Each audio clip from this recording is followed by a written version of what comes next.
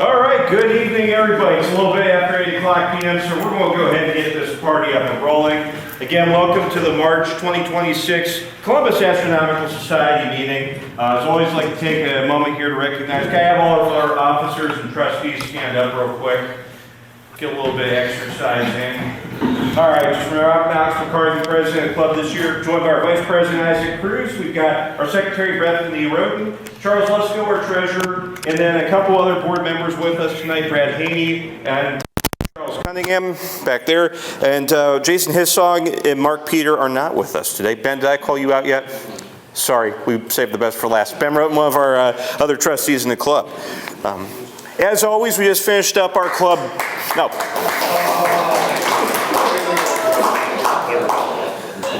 Perfect. As always, we just finished up our club board meeting right before starting this up. Our big announcement tonight is that the board has approved an equipment loan policy that will take effect at the April board meeting. Basically, the Columbus Astronomical Society has an inventory of equipment that we have available for loaning. We still have to formalize that inventory, so please give us a couple months, a month or two here to get that figured out.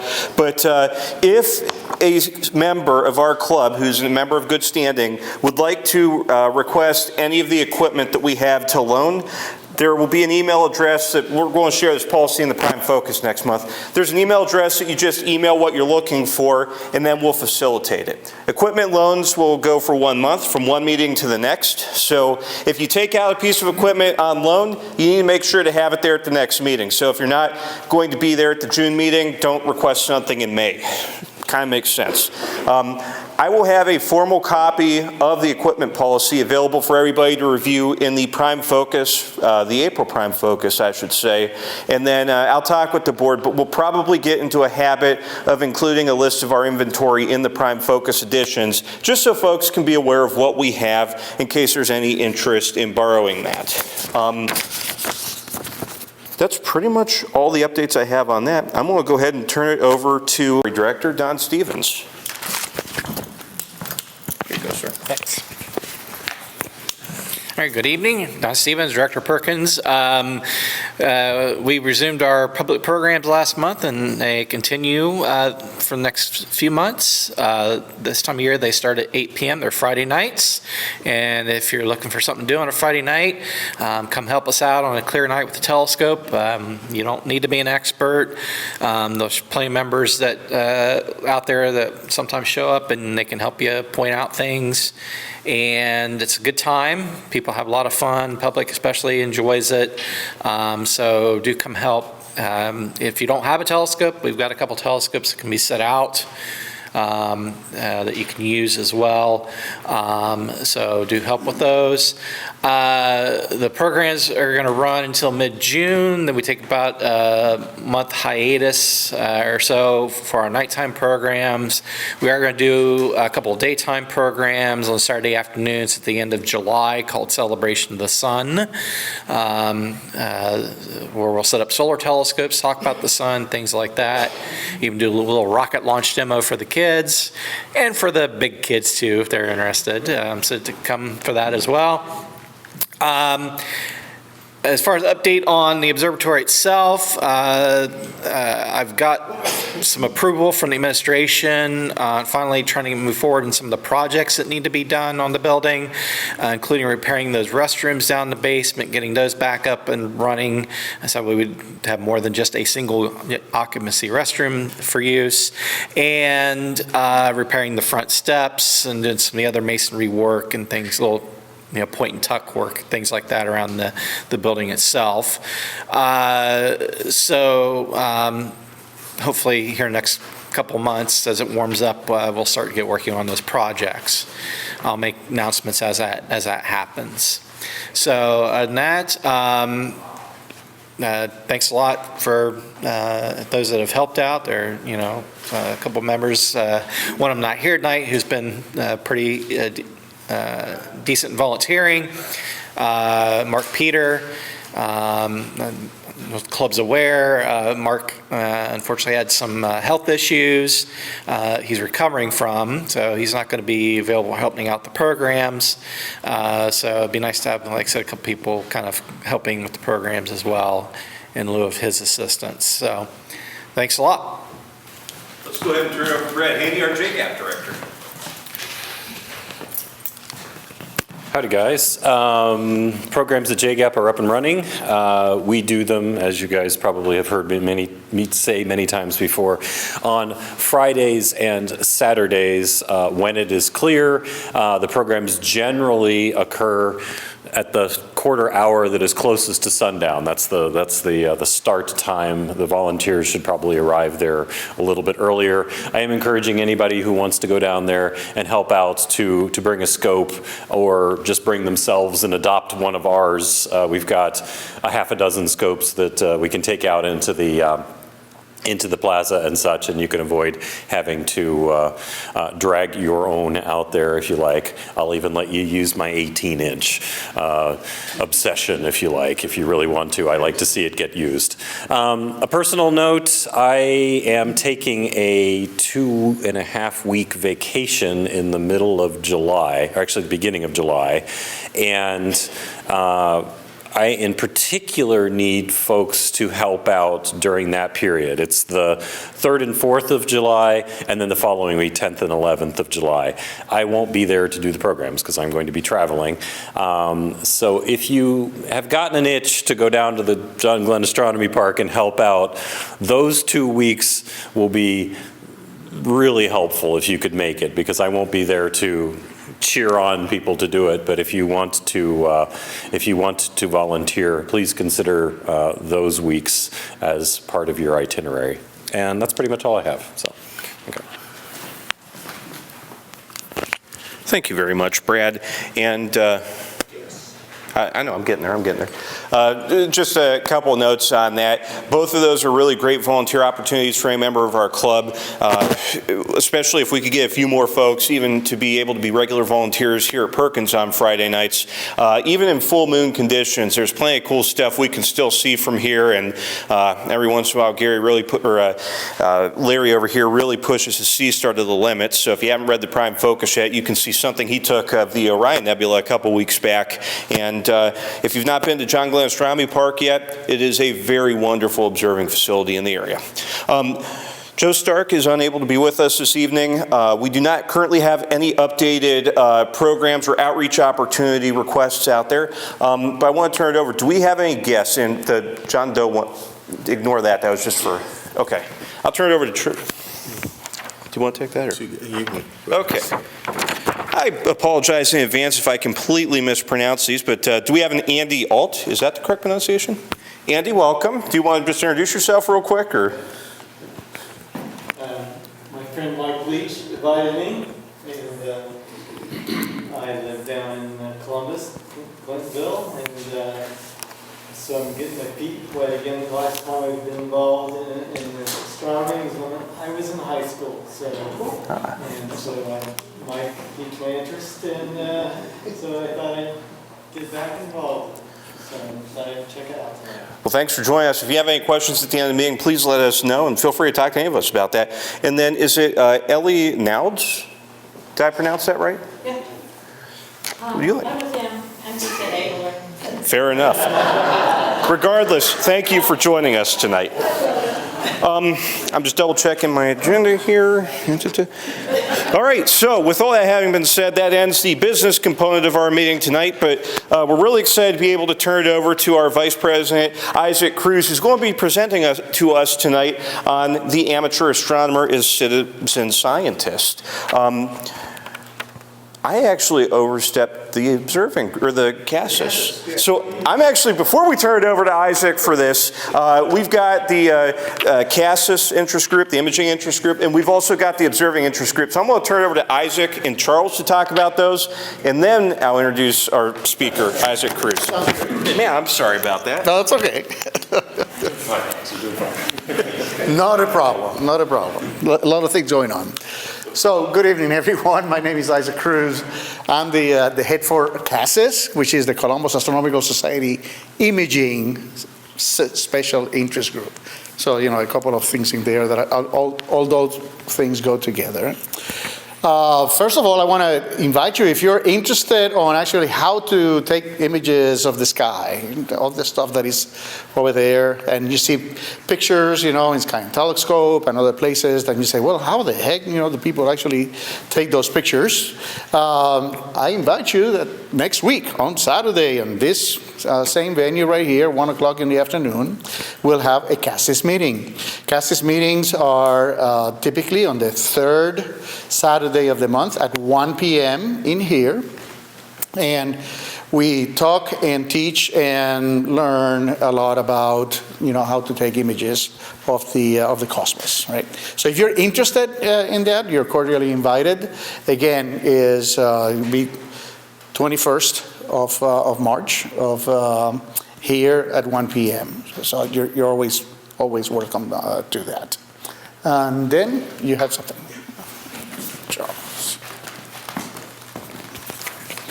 Okay. We have what we're calling, I guess, our member viewing group. What we've been trying to put together for a while, but we're planning on trying to do next Saturday, be here before sundown, like 7 o'clock, something like that. Just bring your scope. If you want to set it up, try to view a few things. If you got a big street light in your backyard and you never get to use your scope at home, this is an opportunity. Or if you got questions about setup or how to do things. So next Saturday, assuming we don't have bad weather, about 7 o'clock, we'll be here. Bring your scope, set it up. Just take a few minutes to look at a few things, try out a few things, look at other people's scopes, get some ideas. So that's what we've got going, and we're going to try to do that the third weekend of each month. We're not sure where it's going to be all the time, but we'll have an announcement like a week before,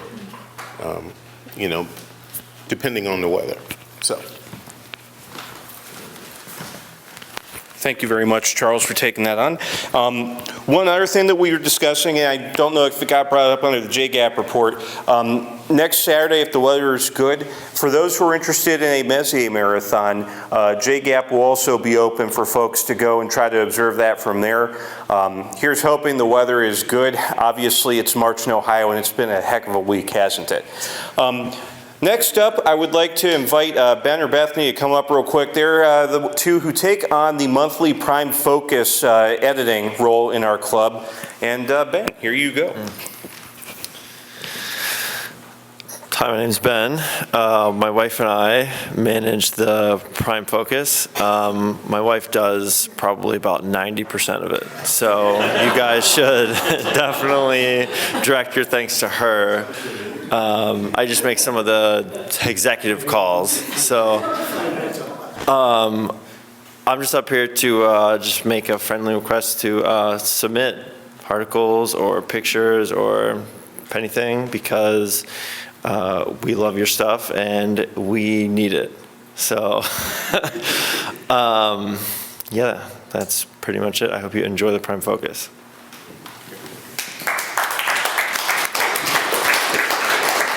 And thanks for all the time you guys put into coordinating it. It is a really good read each month. So now I'm pretty confident I'm not forgetting anything else in the agenda. So I'm going to try to reintroduce Isaac Cruz, our esteemed vice president of our club, who's going to talk about the amateur astronomer as a citizen scientist. So without further ado, hopefully, here you go, sir. There we go. Thank you very much. Let's get Action. Hello, everyone. You got me again. If you forgot, my name is Isaac. And tonight we're going to be talking about something that is very close to my heart, which is the amateur as a citizen scientist. Before we start, Happy Pi Day, right? Today is April the 14th, 3.14. So thank you very much for attending today. And I really hope that you enjoy, the presentation tonight. So, one of the things, right, I'm the head of CASAS, so I obviously enjoy, in fact, astrophotography is my passion, right? So that's something that I always, for the past, 20 years, I really have enjoyed the ability to be able to take images. And, things are, really, really rewarding, right? I mean, the thing is that in addition to actually taking pictures, there's an opportunity. There's an opportunity for all of us to actually do much more than take pretty pictures, right? We can also do science. And there are many opportunities, and I'll actually just talk about a few of them tonight. We'll talk about things that astrometric research, and I'll explain what that actually means. The exoplanet research, and then also supernova. And these are things that again, I've been privileged to be able to do, throughout the years by using, a telescope and putting it, putting a camera on it and actually, taking some pictures with it. So, the neat thing about this, again, right? I mean, you can take pretty pictures, right? I mean, just let me make it easy for you all, so you can actually see some of this stuff. There we go.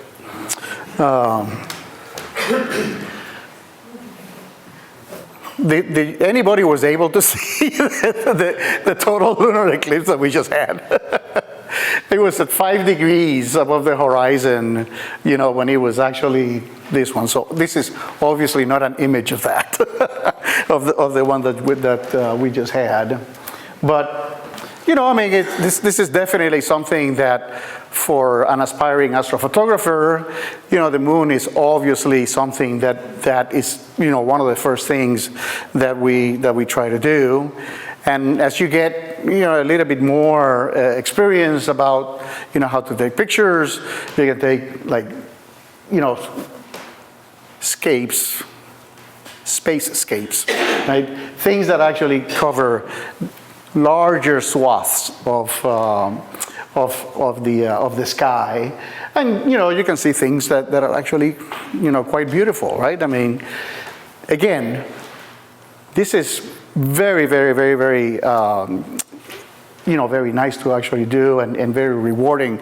And then as you get a little bit more experience and so forth, you can actually zoom in and actually see things that are truly spectacular, right? Now, of course, as you take images and as you get better and you actually keep on doing this as the time goes by, you basically keep on taking pictures and so forth. And for somebody with a trained eye, this is M82, right? I mean, this is kind of a very popular image to actually take, right? I mean, this is actually a very popular object close to Ursa Major, right? I mean, that's now. If anybody looks at this very, very closely, what you will see is that this is not the same that you see all the time, right? Because there is a new star in there. There's a supernova, right? And this is really hard to get, this supernova marker. No, just kidding. Okay. The thing is that you have the opportunity to actually do discovery, right? I mean, and to actually do some science.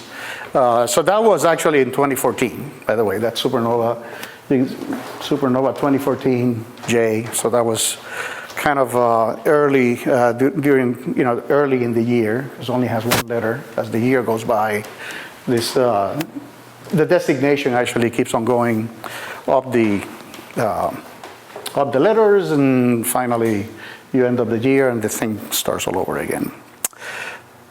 But again, right? I mean, let's think about it, right? I mean, astronomy is the only amateur activity that I know that gives you all the opportunity to significantly contribute to science, and honestly to humanity's body of knowledge.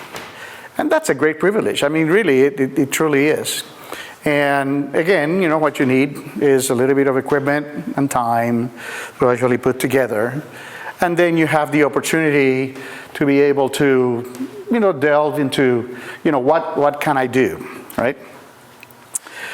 There are many opportunities that are associated with that. You can do variable star research, and we'll provide you a little bit more of information on that. You can do exoplanet research. For that, you need a good telescope, a good camera, and really, in Ohio, you basically need a miracle. But we'll talk about that a little bit more. You can do near-Earth object research, and also comet research, right? I mean, if you're really, really lucky, you get to discover one. If you're not, basically you can provide data about the current astrometry of the comet, of where the comet is in the sky, okay, and what it's doing. I mean, is it actually, getting brighter, or is it getting dimmer, or what is happening? Is there some explosion going on in the comet? All those things are data that you, as an observer, can actually provide, and that helps on documenting, what is going on. You can do also supernova research, just like I showed you before. I mean, you can take pictures, and all of a sudden you see a new star. Well, great, right? I mean, if you're fast and you know where to send the data, you can actually say, hey, you discovered that supernova, and wouldn't that be neat, right? I mean, wouldn't that be something that's definitely significant in your life? We'll talk a little bit about this ASAS-SN collaboration, and that is actually a OSU-inspired project that actually looks for supernovas in the sky, and how I was able to, contribute a little bit on that project with Ohio State University's physics and astronomy department. So let's start with variable star research, right? First of all, one thing that I need to let you know, I already published a message on the groups.io. So if you're a member of us, yes, Columbus Astronomical Society, you all have access to the groups.io, which is, basically how we communicate with you all around.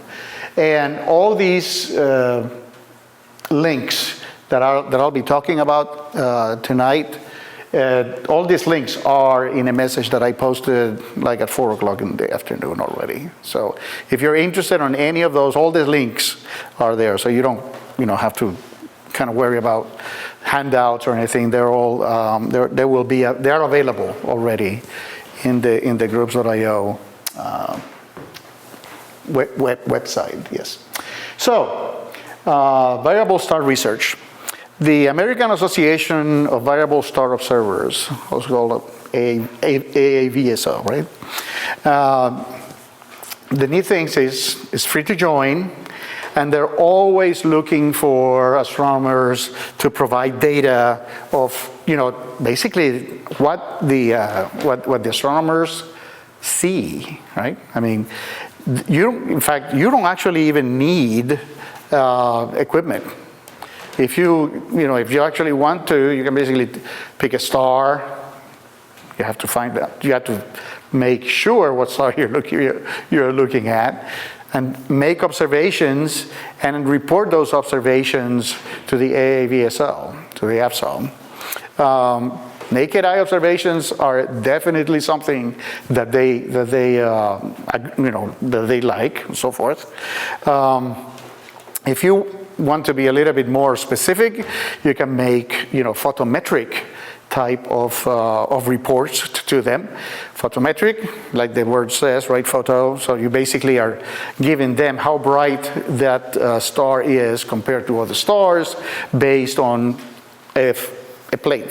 based on an image, a picture that you actually take of that particular star. And the normal way that this is done, or basically that is done today, is that you have a small telescope, or a telescope, this one, big or small, don't matter.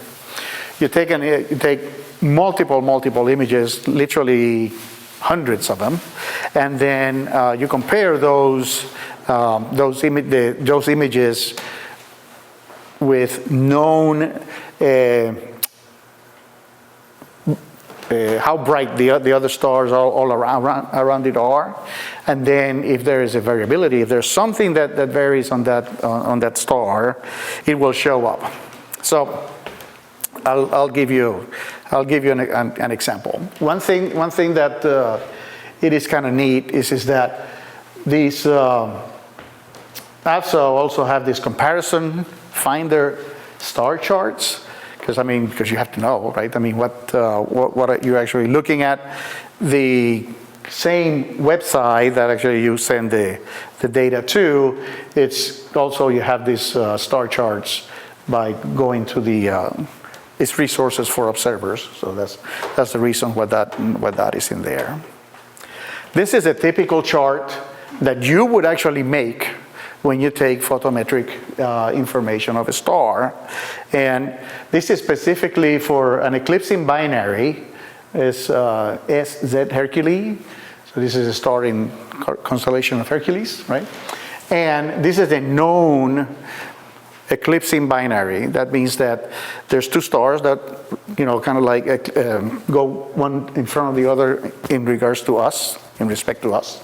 And what you actually see here then is the brightness of the star, which, as you can see here, is close to 10, magnitude 10 right here. And then it just, as the other star goes in front of it, it begins to get in front of it, it eclipses all the way to the minima, and then it just keeps on going. Each one of these little squares in there is one picture, one image. And then this graph right here that you can see that they're horizontal is the 3 comparison stars.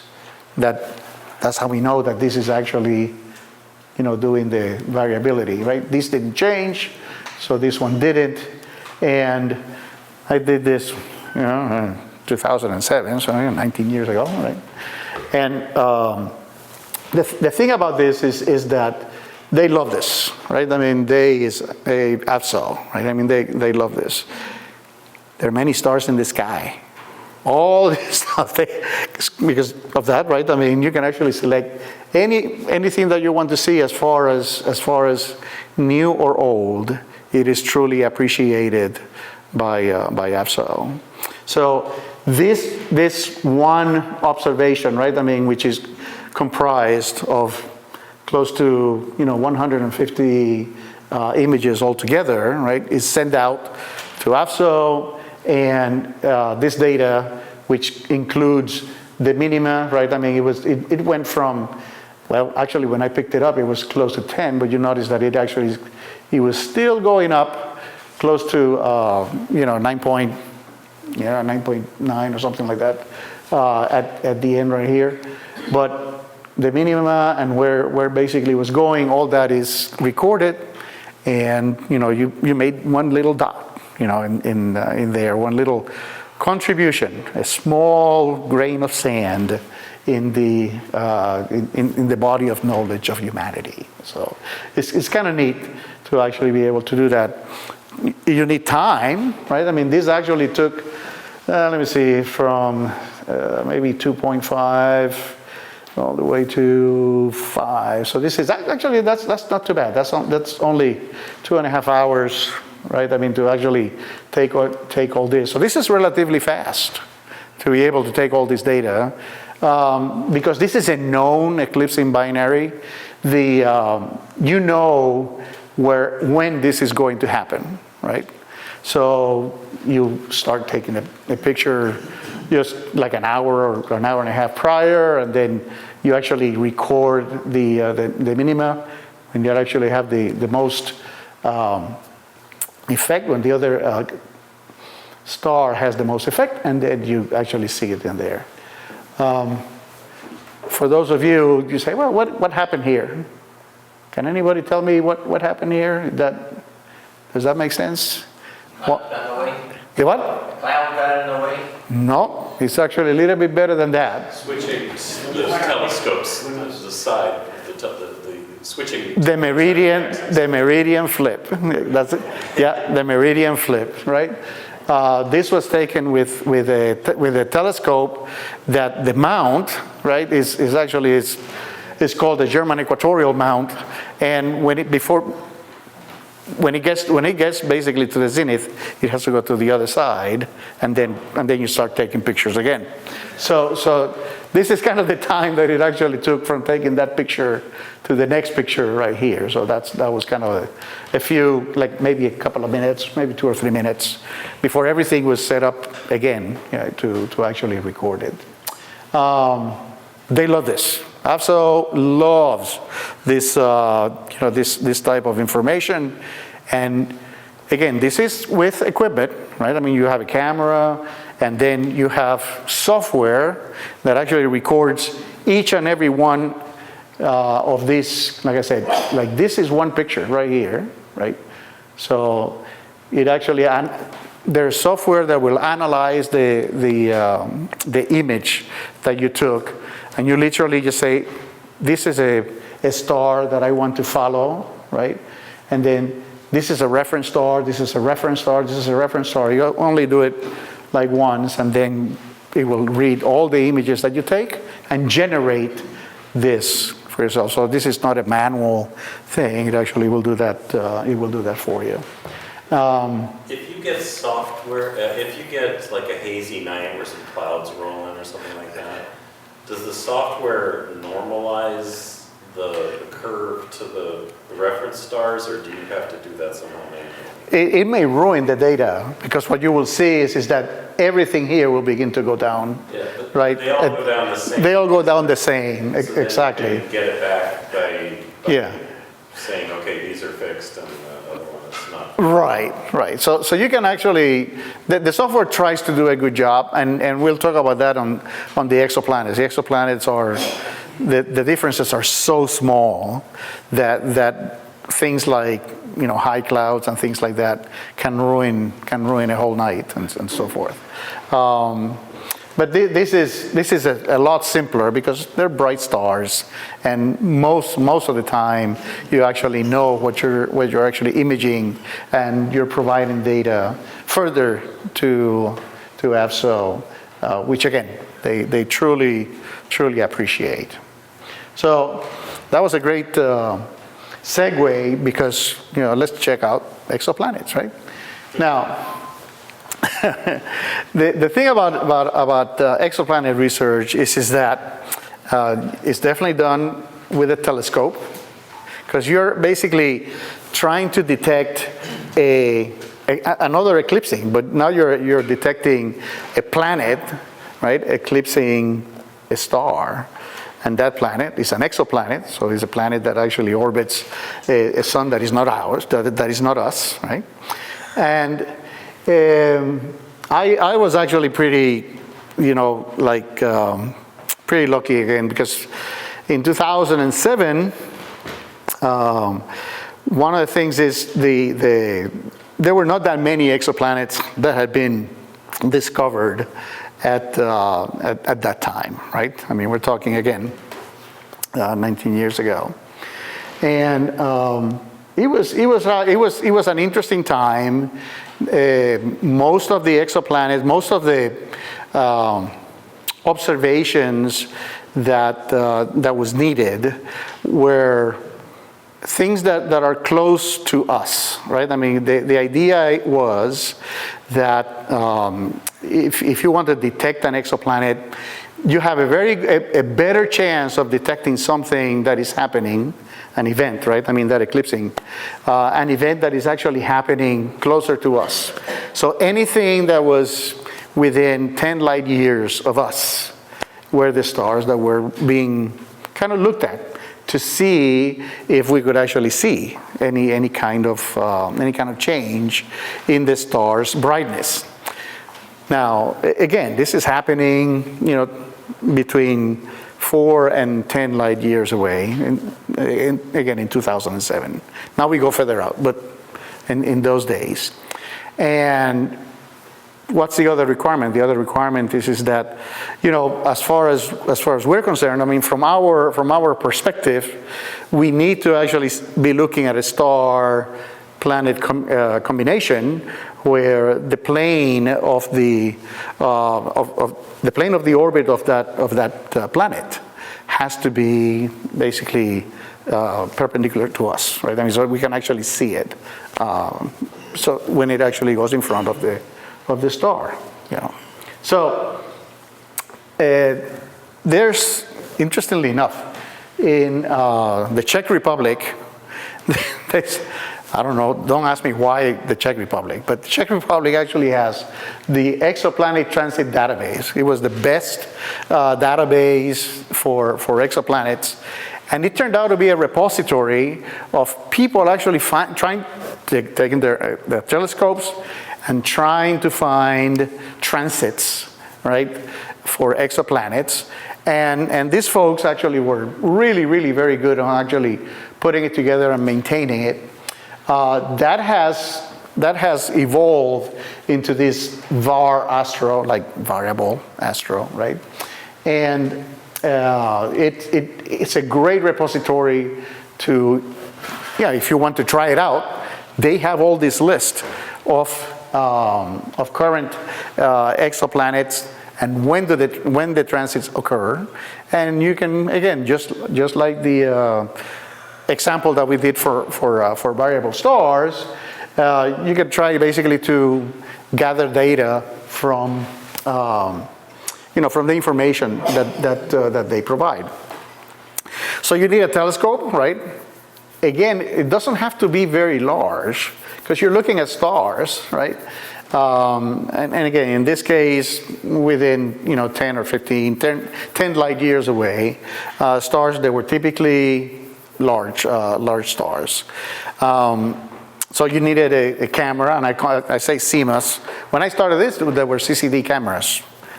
That was kind of the latest thing. But you use a CMOS camera today. Those are the modern cameras, because you need it for photometric measurement of that star, right? I mean, you're basically counting photons, so you need to know how that star actually changes in brightness as the time goes by. And then, again, the computer to actually get that data and just kind of like analyze it for you, right? There's a book, not a book, it's a book. I think it's about 200 and something pages. It's called, whoops, sorry, before I give you the answer slide. This Practical Guides to Exoplanet Observing. This fellow, he started in the 2000s as well. And he actually has a very, very nice guide, step by step, on the things that you have to do. I definitely use this as a reference for me to be able to try to capture an exoplanet. And then the transit of known exoplanets, right? I mean, you get that from here. And then the reporting of transit data, it goes to here, goes to the same place, goes to the Czech Republic database. And the software that you use to analyze your images, right, is called AstroImage-J, Transit Data Processing. It basically does everything for you. You give it the images, it solves the plate, it actually, you tell it which star you're actually looking at, right? I mean, which star you're measuring. And just like before, you tell it, hey, use these stars right here as reference. Those are non-variable stars. And it generates stuff like this, right? So once you take the image, then you feed it to the software, and you end up with something like this, right? Now, I don't know can you see that those little red dots, not the big ones, but these little red dots, it looks like like sand, you know. Well, those are the actual images themselves. That's the photometry of this TRES-2, this star, right? And each one of these, it's an image. The little ball right here, basically, that's a 9-point average. So that's 9 measurements. You average it, and this is what it gives you as time goes by. And then the actual model that the software creates for you, this is the model of the actual transit. Now, remember that when you actually have just regular stars, right, I mean, and variable stars, you know, variable stars actually, you know, their magnitude varies by, you know, 2 or 3 mags, right? Well, what we're dealing here is called millimags, or, you know, very, very, from 11.540 to 11.560, right? So basically what we're doing here is we're detecting a tiny, tiny, tiny amount of variation on that star, but you can actually see the transit of the planet in front of the star. And then, you know, you can see how long it actually takes. And that gives you all kinds of interesting data, basically, you know, the mass of the planet, and, you know, also you end up calculating, you know, the orbit, you know, how long does it take to actually to orbit and so forth. So, and this is really exciting, right? Because what happens in here, right, is that this was, let's see, 3:30 to, let's say, 6 o'clock, right? So, in universal time. So this is about 3.5 hours of perfect weather in Ohio. Okay, again, we have the same problem, right? Things like high clouds, or, you know, very, very thin changes, very minute changes in weather will actually can ruin something like this, because the change is so minute, right? So small that a lot of things actually can ruin, you know, one of the generation of one of these. The reference stars are not shown in here, but I use three reference stars right here. This tells you that it says air mass coefficient. This was taken in a relatively short period of time. This is a giant, basically like a giant Jupiter type planet that is going in front of this star. But it's actually very close to the star, so it's really racing by, it's really going by extremely fast. So this air mass coefficient is a coefficient that is used to take into consideration that as it moves, right, in the sky, the amount of air that I'm taking pictures of, the amount of air that I'm taking pictures through is changing, right? I mean, if you're in the zenith, you know, that's 0, and that's basically what happened in here. That is 0, but if it's close to 30 degrees, that's 2. That's 2 air masses that you're actually taking pictures through. So again, this is a miracle right here. This is a miracle documented right here. I mean, as far as Ohio is concerned. Yes? What do the large red dots represent? Is it the planet, or is the accumulation of the little dots that represent the transit of the exoplanet? It's nine measurements. Yeah. 9. So the little dot is one measurement of the star. The big dot is 9 point, is the average of 9 of them, of those 9 measurements. Yes, exactly. So again, it's kind of the same process, right? I mean, you're basically trying to do the same thing, but something that is, you know, you're measuring something that is very, very, very, very small. Now, the bottom line of this is that, yes, you can still do this, right? Now, would you believe that with modern DSLRs, people are doing exoplanet research with a DSLR, right? So when I took this in 2007, I had, you know, dedicated CCD astronomical camera, that in those days, I don't know, I've spent, believe me, too much money, right, for that camera.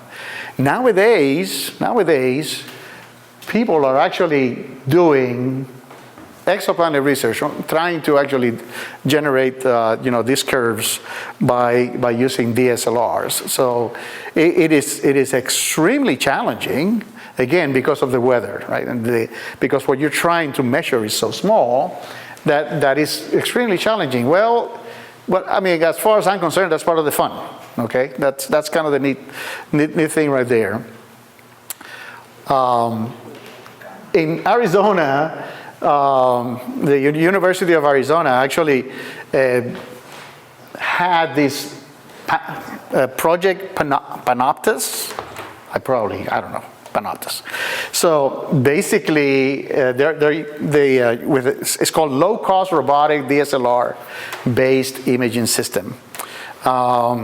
What is composed of is basically a relatively low-cost mount, right? Because you need something that actually tracks the star that you're looking at, and then some other stuff like of course like the DSLR. This is a new unit of computing, right? I mean, that's a mini computer that are very, very available and easy to find nowadays. Arduino. If you're into programming and so forth, Arduino is known for the people that actually do, programming and so forth. It's basically a mini controller. And then this is an ioptron mount.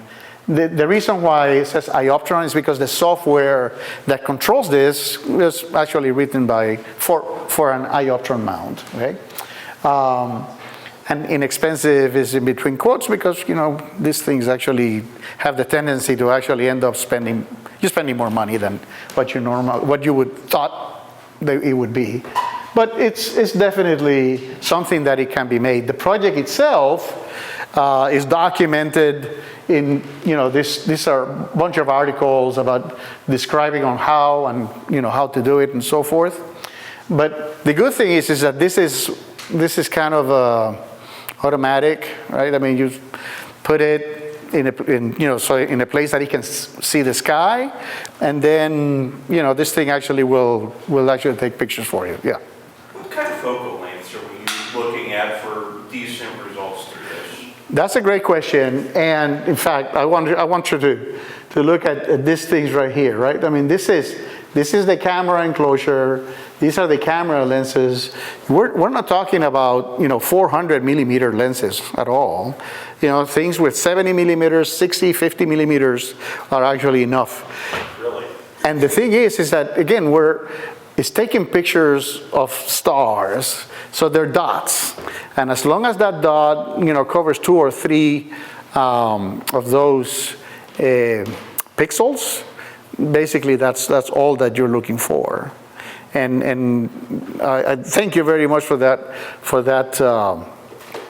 question, because when we talk ASAS-SN, we'll actually talk about what is the equipment that is actually used to actually do most of this stuff. But these lenses right here are definitely in the order like 40 or 50 millimeters. That's basically all. And this is DSLR technology behind it, and do-it-yourself disposition, right? You basically put it together, and you have, you basically, have some fun, with it, and see what you can get. And you're not under the stars, right? I mean, you're letting this take data, you gather the data, and then you basically have it analyzed, okay? So doable, right? Challenging, of course, but if you have that DIY disposition and so forth, it's something that you can do, and that you may be interested in actually doing something like that, right? You mentioned that the star should cover a couple of pixels, just so you're getting an accurate Yes. star brightness. Yes. Is there any value in slightly defocusing an image to get a better brightness reading?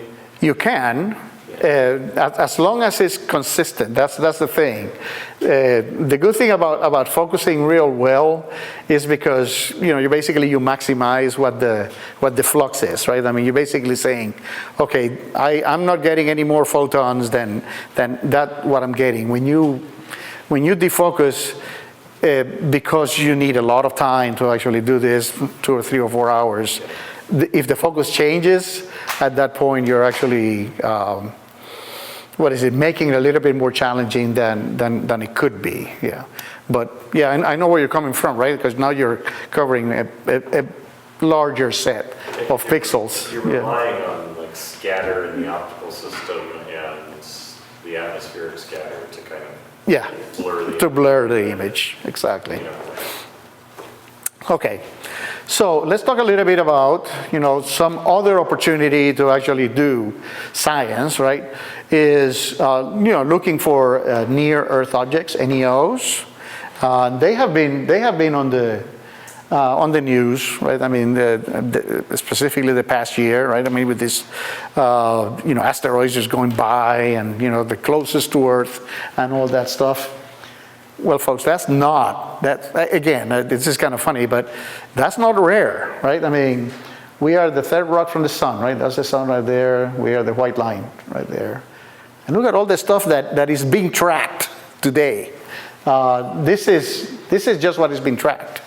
I mean, there's a lot of stuff that is there that is not in this graphic right here.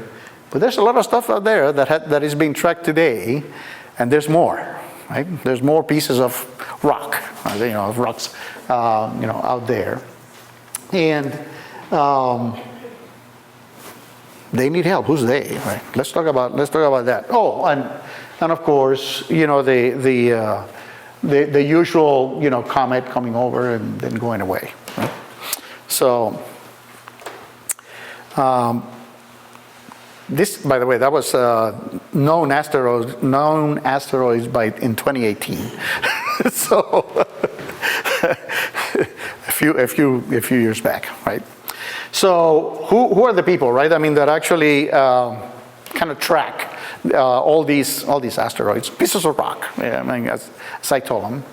Okay, there's something called NEAT, the Near Earth Object Asteroid Tracking, and that's a U.S. Air Force based electro-optical disk space surveillance. That's GODSS. The reason why I put that in here is because sometimes you will actually see, hey, here is this particular asteroid, and you'll say, something like, NEAT, blah blah blah blah blah. Well, now at least you know where that actually comes from. The same thing with linear, right? The Lincoln Near Earth Asteroid Research, basically the same idea. If you want to provide data, if you want to actually,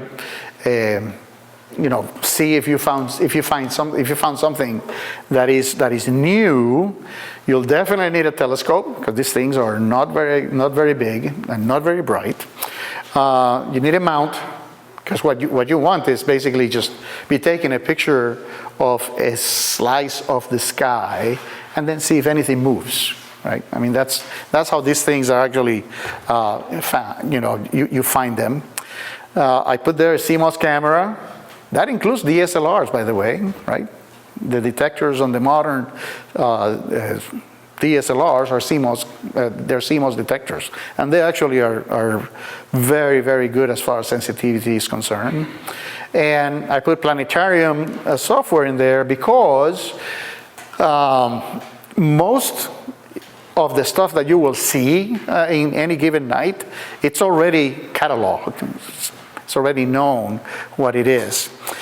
But that doesn't mean that, that's a known asteroid, satellite, something, right? That doesn't mean that what you are capturing that night is useless. On the contrary, as we said before, as you saw before, a lot of these bodies interact with each other. Therefore, those orbits around us, well, not around the sun, right? Those orbits vary. And any and every information that you can actually tell them that is, in this case, astrometry. Astrometry is where is that object in relation to the sky, right? When you provide that information, that is valuable information, because that that object that you're actually seeing in there actually may have changed positions, and therefore the predicted orbit of that particular object may have changed, and you are providing that little piece of information that said, oh, okay, it changed, so we have to make some adjustments, and it actually makes the data better. A short story. Wow, a short story. I was taking an image of a deep sky object. I see, a little piece of, something that actually looks like a 1-inch, in a 5-minute image, a 1 inch is, oh, well, that's interesting, right? I mean, that's not an airplane, it's, some kind of something.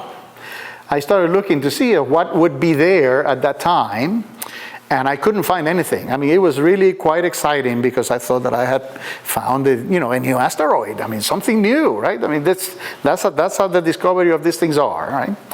And I kept on looking, and I even had my wife, Mari. Some of you may know Mari. And Mari's like behind me, because I'm really jumping up and down, and Mari is like, you're going to call that Mari, right? You're going to As it happened, I actually went all the way to the largest minor planet. It's MPC, Minor Planet Center database, the largest one that they have. And this thing was actually, it was known, but it hadn't been seen in 23 years. So there you go, right? So I recorded, right? I mean, I have the camera. I mean, I have the picture. So I recorded, the whole thing about where it was, and how it was moving and where it was going and so forth. And yes, it was used. It was used to actually take that, to actually do a very small adjustment, because if once I found it and everything else, I was able to plot it in a planetarium software, and ended up that it was close, but it was not exactly where it was supposed to be. So there you go, right? I mean, another grain of sand that is added to the body of knowledge. So it's actually quite amazing, when that happens. And again, that's one picture, right? I mean, I was taking pictures of a deep sky object, so I was spending the night taking pictures. That little thing in there, serendipity, right? I mean, I wasn't looking for a near-Earth object or minor planet or whatever, right? So if that happens to you, then, you basically, here's the Minor Planet Center website right here, and then if you have to actually say that you found something, you can do, this is the email address that you send it over there, and you pray that you're the first one. And this, if you see a comet and you think it's a comet, you actually do the same thing. You say, hey, I think I saw a comet. This is the location. You send your name, the time, and all the particulars of the observation. And if you're the first one, hey, your name now is part of a comet's right name. So it's kind of a neat thing to do.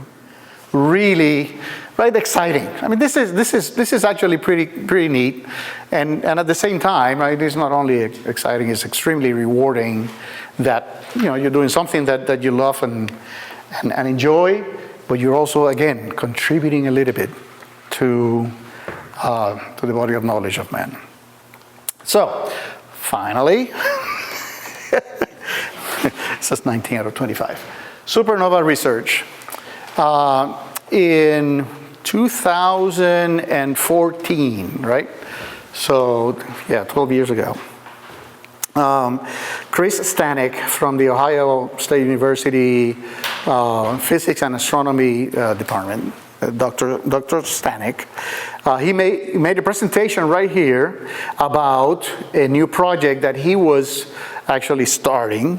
And the project was very, very interesting. The project was, he was going to deploy this relatively small automated telescopes with, with small mounts, and he was going to take a pictures of the whole sky, one night, and then for the northern hemisphere and the southern hemisphere. The telescopes were in South Africa, Chile, Texas, and Hawaii, right? And that's actually the first 4. They ended up with 23 telescopes by the end of the project. But the project, as he was starting, it had those 4. And it's an extremely simple concept, right? I mean, you would take a picture of the sky, of the whole sky, right, one night. And then the next night, you take another picture of the same whole sky, and then you subtract it.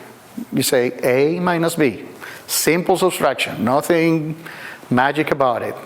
So what happens when you subtract 1 from 1, you get a 0, right?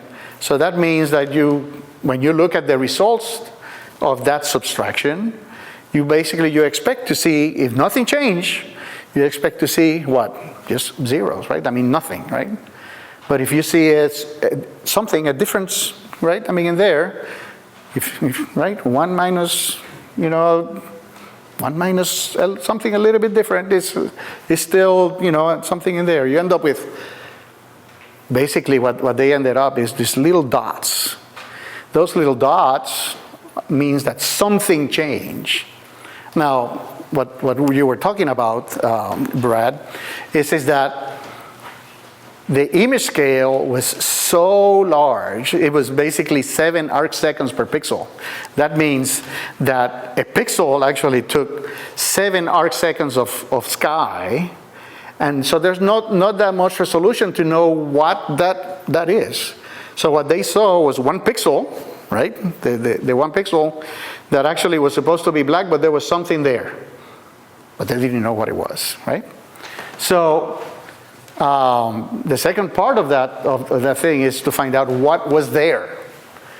And when he was here, he said, hey, if you guys have a telescope, our system generates an email, an automated email, that will send it to whomever wants to help. And if you can take a picture of that spot in the sky and tell us what's in there, we'll give you some credit. We'll give you credit for a discovery. And, Isaac was right there, sitting right there in that seat. And I said, I have a telescope, right? And I have time, and, that I think I can help, okay? And that started a collaboration that actually it took from 2014 through 2020. So it was a 6-year collaboration that I really had the opportunity and the privilege to actually work with them. And again, right, I mean, real simple. I receive an email, and if I happen to actually be near my telescope, I take my telescope, point it out to the sky, and take a picture. In 2016, 2 years after we started this thing, I received an email. I pointed to the sky, to the position in the sky that this thing is actually telling me to look at. And Isaac took this picture, right? And what you see in here is there's a galaxy in there, right? And there's this new star, a nova. Actually, it was a supernova, an extragalactic supernova. This is the archival DSS image, right? I mean, an image from the DSS archive that shows this galaxy in there, nothing in there. Ta-da! Discovery, right? I mean, that's Now, it's kind of neat. This kind of evolved. This was kind of an interesting thing because it actually evolved. I mean, the first thing that happens is that, you know, you kind of realize that you are the first human eye that is actually looking at this thing, right? I mean, that's the first thing. Then you're just like, wait a minute, I mean, how far is this thing, right? And it turns out it was 500 million light years away, right? 500 million years away, light years away. Wow. And, you know, your humble servant right here was the first one to actually see that, capture it, and send it. That's actually quite important, as it turns out. Because, you know, if you're the first one and you send it, the IAU actually, you know, comes out and it says, hey, look at this. This guy actually saw it first. It puts it right there. You are number one. You're part of the group. In fact, everybody here says team, right? For the assassin team. So, by the way, Brimakombe, a fellow in Australia, actually, was the second guy who actually saw it. Okay. There is Chris Stanek, and he says sender because, you know, they don't know who Isaac is. So it's like, can you put my name there? So he's the one with the account. And yeah, it actually becomes a discovery certificate. Pretty neat, okay? But again, even if I didn't have this, right? Again, just the fact that you are the first human to actually see this, right, is actually quite amazing. It's very, very, very humbling and really neat to actually do that. So as the years go by, right, I mean, you actually get to see some more, right? I mean, this is 2014, right? I mean, 2014, you know, basically I did some more and then some more. And as the years go by, do some more. This is pretty cool, right? I mean, I ended up with 37 of these supernova, right? In a span, you know, of about 6 years and so forth. But the thing is that you can also do that, though, right? Here is, again, the opportunity of actually collaborating with a university, right? OSU. They are the ones. They have the equipment. They have the whole thing that is all behind it. All that, you know, and in addition to that, right, you can also get published, right? I'm one of many. I'm down here, little Isaac Cruz, you know, in there. But, you know, you're actually co-author of a peer, you know, reviewed astronomical publication, right? And 3 of these actually, so I'm the co-author on 3 of these. There's 3 of these catalogs that were made. The bottom line about this is that each and every one of you have the opportunity to actually be part of something, if not this, like this. Because there are, you know, OSU and other, you know, University of Arizona, there's all kinds of other entities that are looking for help from people like us, from amateur astronomers, to provide data that will be used to actually increase, you know, the actual, you know, body of knowledge of humanity. So you can also do that. All right. With that, sorry, it took a little bit too long. Thank you.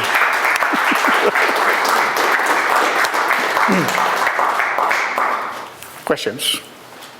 How come you don't get your name on it? Like, My name on what? On a planet? yeah, 2007 cruise. Oh, yeah, well, planets are tough. Planets are tough. Any other thing? I thank you very much. I appreciate it. Oh, no, go ahead, Ben. Yeah, on the slide about the there was a transit time of like 102 hours. Yeah. Is that pretty typical? Because that seems like extremely heavy. Isn't like Mercury transit usually like 7 hours? Yeah, it varies tremendously. Yeah, it varies tremendously. That's very true. And most of the stuff that the amateur astronomer can actually look at easily enough are like super Jupiters. I mean, things that are very close to the star and very massive. Again, because you know, we're basically just counting photons, and basically we're counting photons, and they change very, very slightly, you know, throughout time.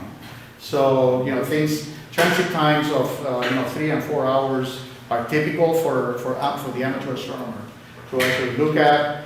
But from there, that data is invaluable, you know, because what happens is that if you get a bunch of those, you end up knowing the actual, orbit itself, you know, how long that planet's year is, that exoplanet's years is, and it tells you when to look for it again.